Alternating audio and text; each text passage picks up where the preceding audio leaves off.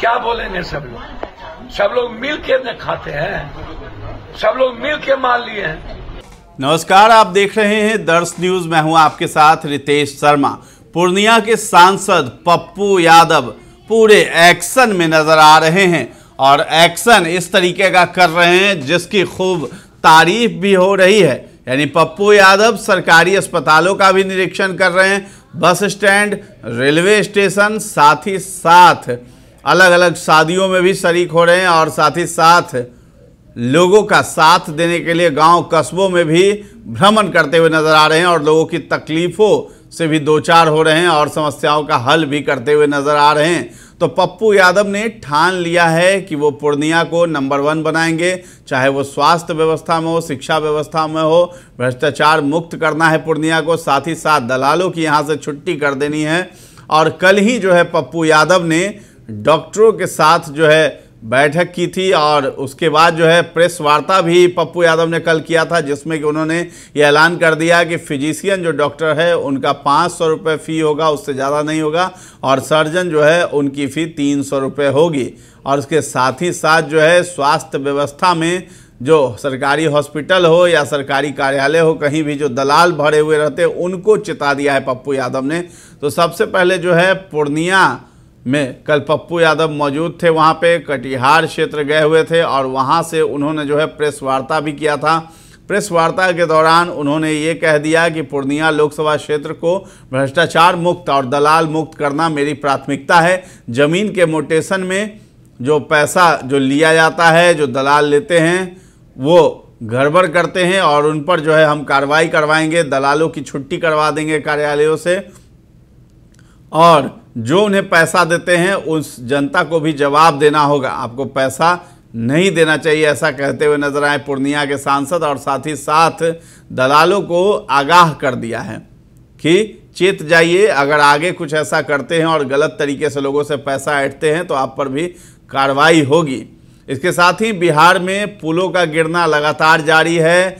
पिछले एक सप्ताह के दौरान जो है 3 पुल हमने देखे कि सामने धड़धड़ा कर गिर गए, नदी में समा गए। सबसे पहले अररिया में हमने देखा, उसके बाद जो है सिवान में ये खबर आई और कल ही जो है मोतिहारी में भी ऐसा ही पुल गिरने का मामला सामने आया। तो बिहार में पुलों के गिरने को लेकर के पप्पू यादव ने हमला बोला है। सत्ता पक्ष और विपक्ष के साझे भ्रष्टाचार का नतीजा बताया है ये पुलों का गिरना। उन्होंने कहा है कि विपक्ष किस मुंह से पुल गिरने पर राजनीति कर रही है, जबकि कुछ महीने तो वही सत्ता में थी। मेरा सीधा मानना है कि सत्ता और विपक्ष की अकर्मण्यता लगातार बिहार को बर्बाद कर रही है। इसके साथ ही पप्पू यादव ने नीट पेपर लीक मामले पर भी कहा है और उसमें जेपीसी की मांग की है और साथ ही साथ उन्होंने कहा है कि अगर सीबीआई जांच होती है तो सुप्रीम कोर्ट की मॉनिटरिंग में ये जांच हो, क्योंकि ये लाखों बच्चों के भविष्य का सवाल है। तो आप भी सुनिए क्या कुछ कहते हुए नजर आ रहे हैं पप्पू यादव भ्रष्टाचार मुक्त करने को लेकर के, साथ ही साथ पुल गिरने को लेकर के और नीट पेपर लीक मामले को लेकर क्या कुछ कह रहे हैं, आप भी सुनिए। कटिहार और सीमांचल और पूर्णिया में हम चाहते हैं चाहे ब्लॉक हो, सीओ, सीआई हो, वह मोटेशन में पैसा बंद कर ले। किसी भी कीमत पर पैसा नहीं ले सकता। मैं 3 तारीख के बाद एक भी दलाल, एक भी भ्रष्टाचारी कोरा, फलका, पुटिया और हमारे कटिहार में, चाहे वो आरयू डिपार्टमेंट हो, कोई भी, जिस किसी ने भी दलाली के आधार पर काम किया होगा उसे या तो ट्रांसफर कराना होगा या तो कटिहार की जनता को जवाब देना पड़ेगा। मैं 3400 में हर कीमत राशन कार्ड तुरंत चाहिए। मोटेशन आते ही 1 महीने के अंदर मोटेशन नहीं हुई तो हम समझ लेंगे कि दलाल लोग इसमें इन्वॉल्व हैं। भ्रष्टाचार मुक्त करना, दलाल मुक्त करना मेरी प्राथमिकता है। अंतिम डॉक्टर्स जो भी हमारे पैथोलॉजी हैं, हमारा अल्ट्रासाउंड है, सीटी स्कैन है, एमआरआई है, जो भी वह डॉक्टर ही को किसी भी कीमत पर यदि डॉक्टर नहीं है तो 2 महीने के अंदर वो बंद कर दे। डॉक्टर ही पैथोलॉजिस्ट खोल सकता है, और जो डॉक्टर नहीं है कि पैथोलॉजी खोल के बैठा है, 1 लाख रुपया सिविल सर्जन ऑफिस के भ्रष्टाचार के कारण, तो उसको कैंसिल कर दिया जाए। हम 2 महीने का अल्टीमेटम दे रहे हैं। हर परिस्थिति में हम जो अल्ट्रासाउंड सीटी स्कैन है, यदि वो टेक्नीशियन वो डॉक्टर अलाउड नहीं है तो वो नहीं होगा। जो नर्सिंग होम है वो डॉक्टर का नहीं है तो अपना नर्सिंग होम 2 महीने के अंदर बंद कर ले। और हम डॉक्टर से आग्रह कर चुके हैं, ये सहमति बन गई एएमआई के द्वारा कि कोई भी डॉक्टर किसी भी नर्सिंग होम को अपना अथॉरिटी नहीं देगा, एकदम नहीं। डॉक्टर, इससे डॉक्टर की प्रतिष्ठा खत्म होती है और यहीं पर मौत का तांडव होता है।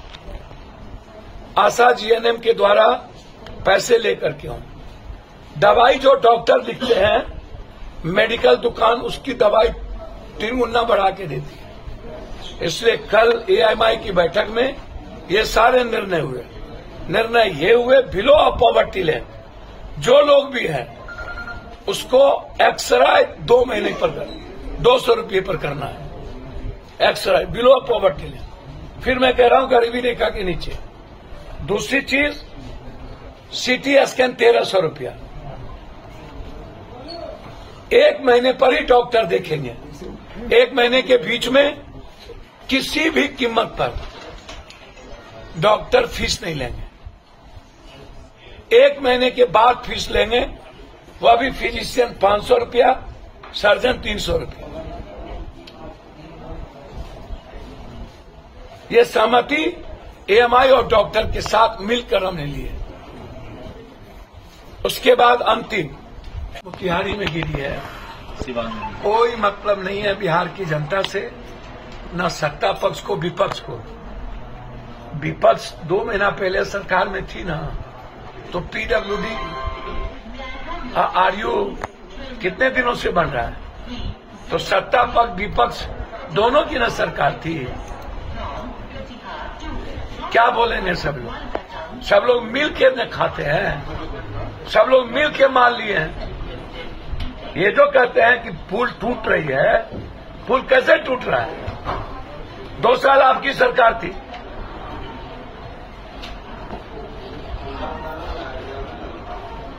पूरा बिहार कोलैप्स है। सत्ता पक्ष और विपक्ष मिलके मस्त। चेतावनी सांसद का बयान आया है कि चलिए धन्यवाद। भारत सरकार नेट के एग्जामिनेशन को कैंसिल करती है और नीट के एग्जामिनेशन को कैंसिल नहीं करती। क्यों? जहां 26 लगभग 1000 से ऊपर 46,000 26,000 के बीच में बच्चे परेशान हो। मेरा सीधा है कि प्राइवेट एनजीओ जो भी हो, जिसका भी हो, जिस व्यक्ति का हो, चाहे वो पीएम हो, सीएम हो, कोई भी, कोई, एवरीवन,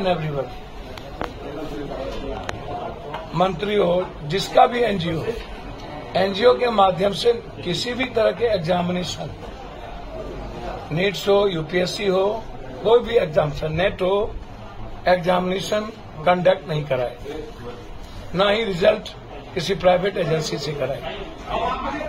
कंप्लीट उसके लिए एक कमेटी हो हर परिस्थिति में, और ऑटोनोमस बॉडी हो।